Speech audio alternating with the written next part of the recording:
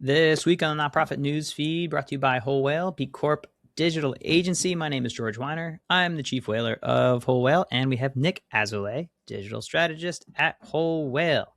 Well, Nick, we have some scandals per usual. I guess that's the norm, but this actually is pretty big if you were in the world of political donations and elections that may be coming up this year. This seems like it's going to have some real impacts coming from the New York Times Act Blue scandal. What do we know about this? Yeah, George. So we got some New York Times reporting. This is a story that has been dripping out kind of over the past couple months and years, but we're getting some new reporting from the New York Times about the internal chaos at political fundraising donation platform Act Blue. So, George, what happened?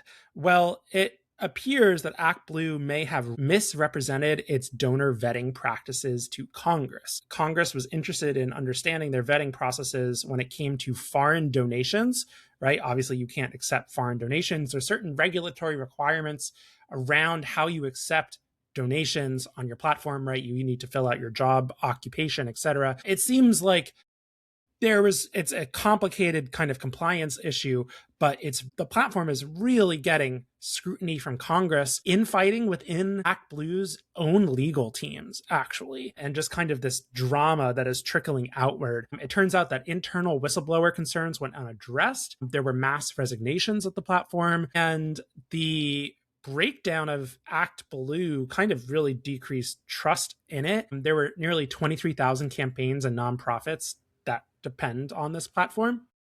And George, I think it's important that we posit right now that Act Blue, like, what is Act Blue and why it is important? Well, it is the main small dollar fundraising vehicle for the Democratic Party and the progressive left political infrastructure. So yes, George, it is mostly campaigns, right? That's mostly what Act Blue is doing, donate to the Elizabeth Warren campaign, etc. Act Blue itself is a PAC.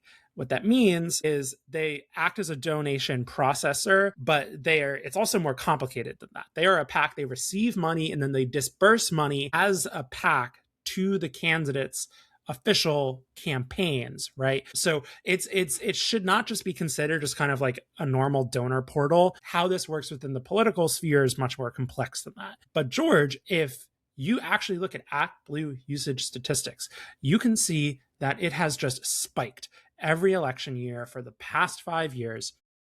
And it's really a quintessential part of that infrastructure. And George, I also have to say that there are nonprofits, technically nonprofits, that may not be C3s, but maybe C4s that use Act Blue, right? So for lots of nonprofits that do C4 type lobbying or political advocacy work, they may be using Act Blue as their processor. And Act Blue also has a smaller but still used kind of like C3 apparatus, right, for just traditional nonprofits. But George, the take here is that we're going into an election year.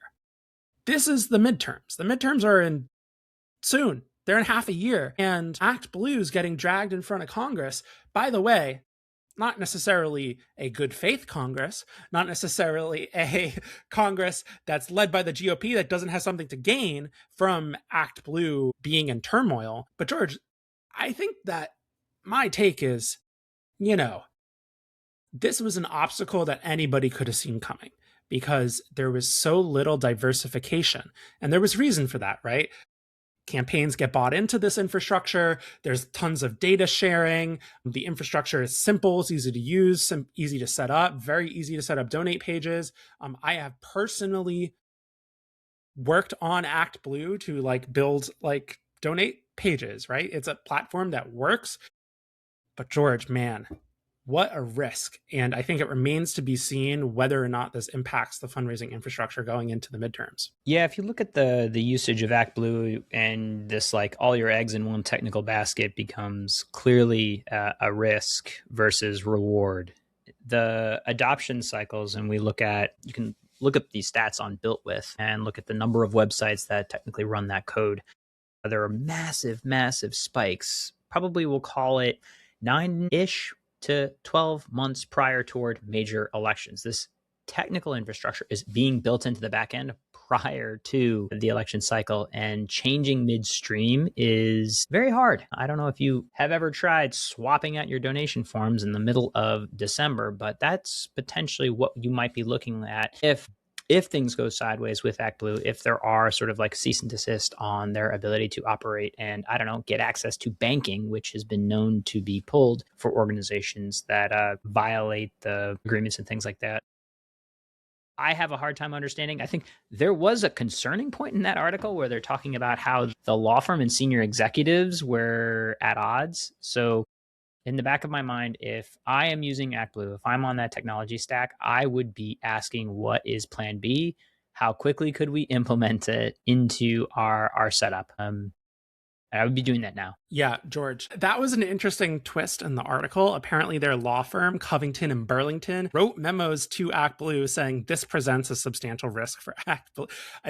You never want to get, it seems, regardless of the veracity of the claims, right? There's clearly internal turmoil and kind of infighting here that is just not good for stability and reputation itself. Like, that is an intrinsically bad thing to happen. And yeah, remains to be seen. So, George, if you're a small nonprofit and you are worried about the trustworthiness of your donation platform, what should you be doing now to stave off I'll change the any word kind trustworthy. of immediate concerns? Like, look, stability. However you want to define stability. Fair. Trust is subjective. Stability. You know, the hope for any platform, my soapbox of the verified giving protocol is that you own your own keys. You own your own pathways of donations, the little tokens that are associated with the credit cards of your donors, and your permission to, let's say, monthly on a regular basis, have them donate to you. Like, I believe you should be owning those things. I think that pathway, be it through Stripe, be it through Braintree, be it through whatever it is, you should own your code in that respect, the permission to pay. And then you can route that through a front end that could be swapped. And there are a lot of players out there, from like the Fundraise ups to the Give Live leaves. There are folks that you can then move that through. But it's a combination of that. You just want a thing to work, and we're just using the thing everyone used. And now I really feel for the technical folks at a lot of these shops, a lot of the election cycle coming up. This is like the last thing you want to have to be focused on. Yeah. No, George, I absolutely agree. Okay, I think we can move into our next story. This also comes from the New York Times. George, this is kind of a random one, but I wanted to get your take on this. There's a food pantry in the Midwest that had been operating for 20 years, and they abruptly one day closed all 85 of their locations with no warning, cutting off roughly 242,000 grocery bundles a year for low-income families, many of which, of course, are struggling from rising food and fuel costs, etc. Apparently, there were signs of financial distress, like they were selling vehicles and stuff before that. But George, everybody just woke up one day and this entire food pantry network was gone. George, I get that there's financial strains and that perhaps the writing was on the wall at one time. But George, this can't be an appropriate way to close a nonprofit. You, prior to this moment, had certain signs. There are financial realities. And if you care about your community, you should close in a graceful way or merge before disaster. Merge with another organization. There are clearly many other food pantries, food networks out there. There were ways probably to have had the considered conversation ahead of time rather than burn it down to the ground and then walk out as the infrastructure crumbles. Because pulling the rug with regard to food security is probably one of the worst ways to do it. Maybe second only to like closing your hospital overnight with a patient in the bed.